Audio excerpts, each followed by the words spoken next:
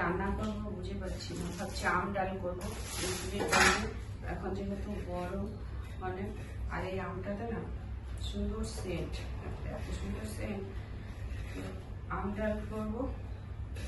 এইটুকু আম দেখতে, কিন্তু এগুলো একটু আঠি হয়ে গেছে, আমের আঠি হয়ে গেছে, এটা কাটা যাচ্ছে না।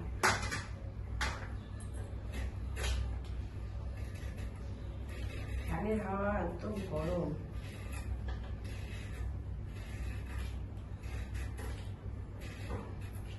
তিনটে আম কেটে নিলাম। আমগুলো না খুব একটা টক না, না হলে একটা আম দিলে পরে টক হয়ে যেত। ভাবলাম যে আমগুলো টক হবে, তাই ভেবে কিনলাম।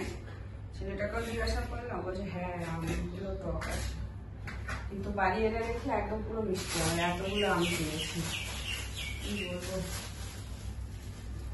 আমের শরবত করলেও হয়।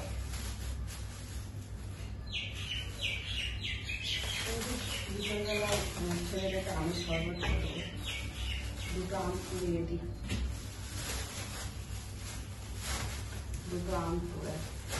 এখানে অনেক কিছু আছে, এই টক ডাল করবো, আর ভাবছি পটল ভাজা করবো, আর কিছু করবো। পটল ভাজা না বেগুন ভাজা করে দেবো। মশলাটা কেমন আছে কি জানি, মশলাটাও করতে হবে। মশলাটাও কেমন কেমন হয়েছে, মশলাটাও করতে রাখবো একটু। গরম না,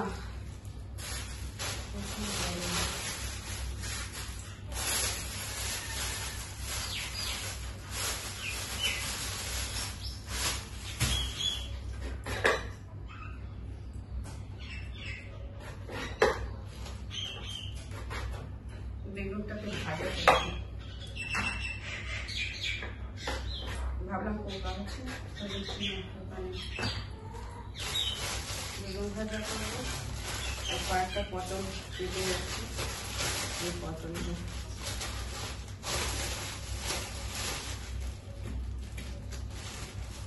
পটল ভাজা করবো।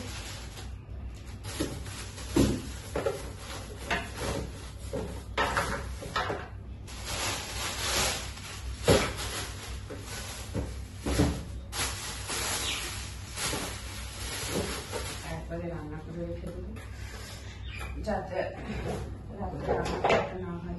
এত গরমে না রাতের বেলা ইচ্ছা করে না রান্না করতে, তাই জন্য একবারে রান্না করে রেখে দেবো।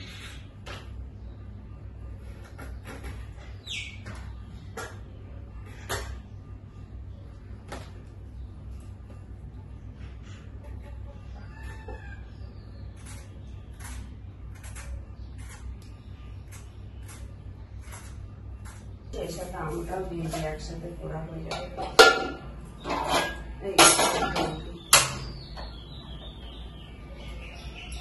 একবার চা খেয়েছি আর একবার খাই। আমার সকালবেলা উঠে দুবার চা না খেলে পেট মানে ইয়ে হয় না। একদিকে ভাতটা হয়ে গেছে, ভাতটা তুলে নিই।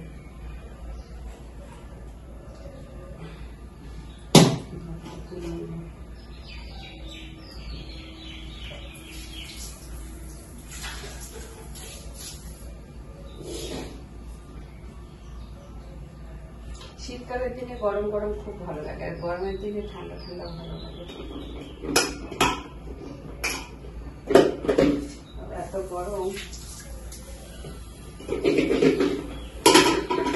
এটা ফ্যানের হাওয়ার নিচে রেখে দিতে হবে। আর একটু চা খাই।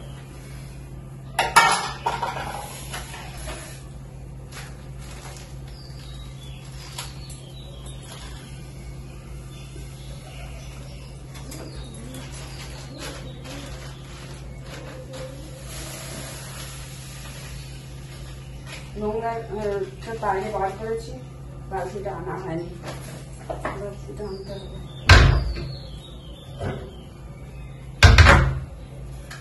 চা খাই একটু, ফ্যানের নিচে বসে।